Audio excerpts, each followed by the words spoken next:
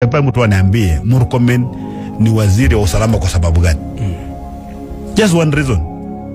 Qualification ni gani ambayo yako nayo inamfanya kuwa waziri wa usalama? Ni kitu gani yeye amefanya katika maisha yake ambayo inamqualify yeye kuwa ni mtu ambaye anaongea masuala ya usalama katika taifa la Kenya? Ni nini? Haipo. Ndiposo naona yeye kama waziri unasifu polisi kwa kuwaua watu, kuwaua Wakenya ambao umeswear kuwalinda na kuwa protect na kuwa defend. Maisha yao yamepotea kwa mikono ya maofisa wako. Ndio. Alafu umesema wanafanya kazi nzuri. Niwapongeza. Unaangalia hao ambao wamekufa kama statistics. Ndio. Lakini kuna mtu nyumbani, mtoto wake hajafika nyumbani. Kabisa na amemwona kule kwa barabara anapurutwa hivi. Leo naona alipurutwa kaja. Na naona mtoto wake anafurutwa na watu ambao yeye analipa mshahara kupitia ushuru wake. Unafikiri ile hasira ambayo inaleta kwa Kenya itakuwa na kipimo kweli? So sector of security. There have been cases where police officers attached to VIPs have misused their firearm. Sometimes almost to their own detriment. You know, sometimes they can easily find themselves in the way of harm because of how they have used their firearm. So let me say this: that any security measure taken by the National Police Service is, as I say, to avoid a crisis.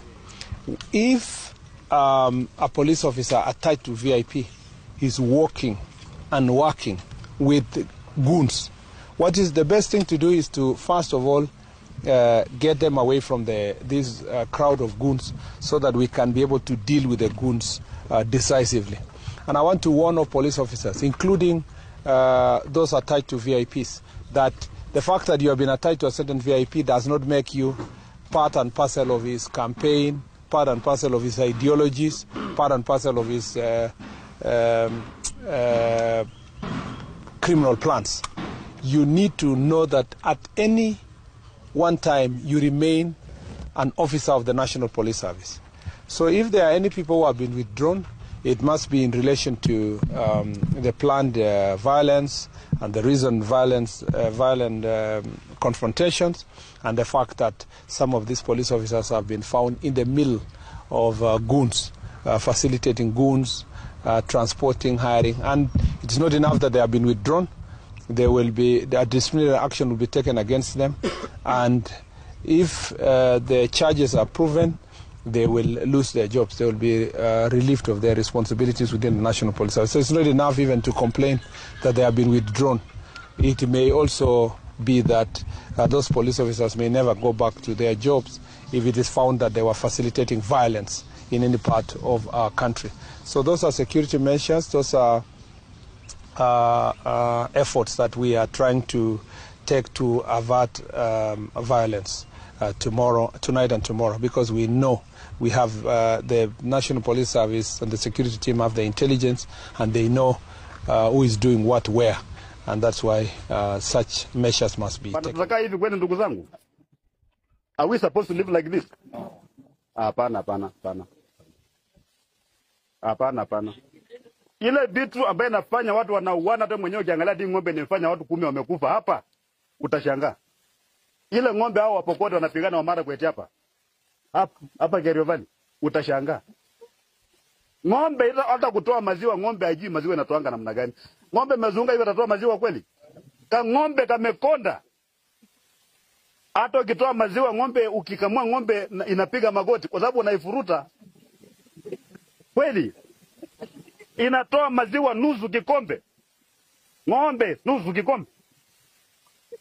Hiyo ndio anafanya mnauana hapa.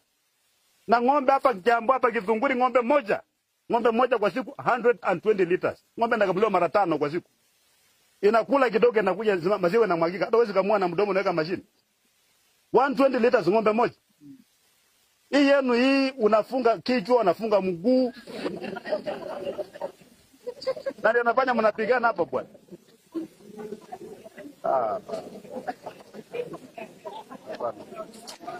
Wacha bwana kuona kwa sababu ya ng'ombe bwana. Na tumeambia polisi, mtu yoyote mwenye atakaribia police station piga yeye risasi. Mtu yoyote.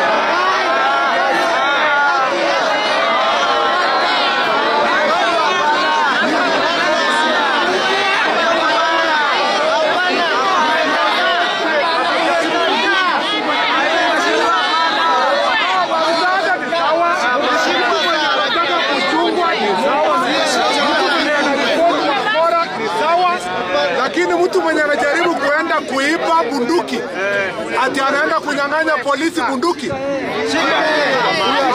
Shika mtu ananyang'anya bunduki. Ama mtu mwenye anatupiwa mawe polisi anataka kuua polisi ati atakuja kubembelezwa. Unafikiria bunduki ni mandazi? Lakini wananchi wa area hapa mwenye anakuja kuripoti, mwenye amekuja kukosea nini, mwenye amefanya nini, anaandikiwa, unapeleka kotini, hiyo anapelekwa kotini. Lakini mtu mwenye anakuja kuchukua bunduki, ati mtu atakuja, ati anakuja kuchoma, ati anachoma police station. Wacha niulize nyinyi mtajenga hii police station? Mko na pesa ya kujenga hii police station? Mko nayo? Wewe vijana, ule unaongea mbaya hapa. Wewe uko na pesa ya kujenga police station? Na hii maneno unaongea mingi ni hata koti hatuna. Hapa mambo ya kuchoma police station ini ya mwisho. Kusema kwamba sijui natembea ameenda pande gani. Wale watu walikuwa natarajia mimi nikiona Murkomen nitoroke. Kwa ofisi yangu ni hepe because definitely angeletwa pale. Angoja kupata nani hapa gavana ametoroka kwa sababu Murkomen anakuja Trans Nzoia. Hapana, mimi siwezi kutoroka. Natoroka kwa nini? Na alikuja nikamsalimia, yeye akaenda kwa shughuli zake, mimi nikaenda nikapanda ndege nikaja Nairobi. Msimamo wetu bado ni ule kwamba sisi tuko ule upande mwingine wa upinzani, tunataka kuleta mabadiliko katika taifa la Kenya. Maana tunaamini kwamba ile mwelekeo ambao nchi iko sio mwelekeo mzuri. That one does not change. Huwezi kuchange kwa sababu Murkomen amekuja kutembelea na tembea hiyo. Hizi ni watu ambao tuko na msimamo and we are paying the price for that. The entire report was fake because the people who were interviewed were not underage. And that's why, Mr. Speaker, I went the whole length to read their names, their pseudonyms, Mr. Speaker, and who they are, what they do, and why, what was the motivating factor when they were posing as children. Mr. Speaker, that is not, and this statement also is very clear. That is not to say there may be no cases of sexual exploitation of young people in the country. And Mr. Speaker, the security agencies, including the anti-trafficking unit, have done tremendous work since the days of Gilbert Dare, Mr. Speaker, among others, to make sure that these incidents are managed. But we still have cases of human trafficking,